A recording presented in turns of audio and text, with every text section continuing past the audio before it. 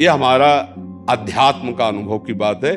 नहीं तो क्या कर दिया जाए जिससे आप बच सकते हो? सोचो आपको क्या मिल जाए? एक ऐसा शब्द बोल दो जिससे आप निर्भय, निश्चिंत और निःशोक हो सकते हैं। एक बोलो कि ये मिल जाए तो मैं बिल्कुल निश्चिंत हो जाऊंगा और आज से कोई कामना नहीं करूंगा।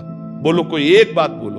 नहीं बोल सकते। आज हमारे बच्चों में बहुत जल्दी इतना सोचने की क्षमता आ गई है कि अब तो यार जीवन किस काम का। कहीं कोई ब्लैकमेल कर रहा तो जीवन, अरे हमें लड़ना है।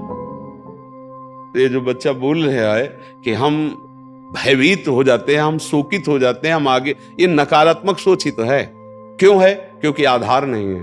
आधार है भगवान, है ना, प्रभु है ना। ऐसा कैसे हो सकता है? हम उनका भजन करते हैं, हम उनके आश्रित हैं, ऐसा कैसे हो सकता है? महाराज जी, ये तो सोच रख लिया और इससे हम पार भी हो गए। महाराज जी, फिर जब असफल हो जाएं उसके बाद हमारा क्या मान्यता रहनी चाहिए? सही बात पूछो तो जब आप ऐसा करोगे तो असफलता में सफलता का ही आनंद अनुभव में आएगा।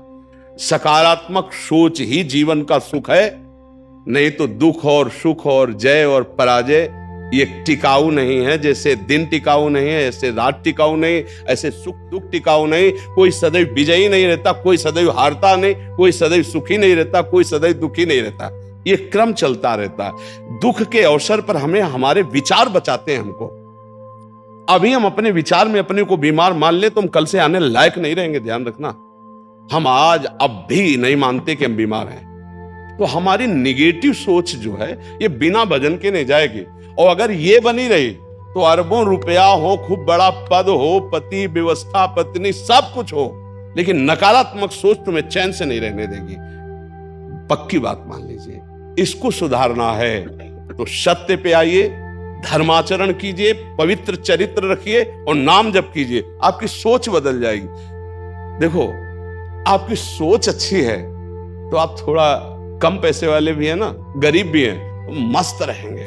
सोच सही नहीं है तो चाहे आपके पास अरबों रुपया हो, आपका जीवन नरक जैसा रहेगा। क्योंकि आपकी सोच अशांति, कलह, नाना प्रकार की वासनाओं में, खेल में फंसा कर देगी।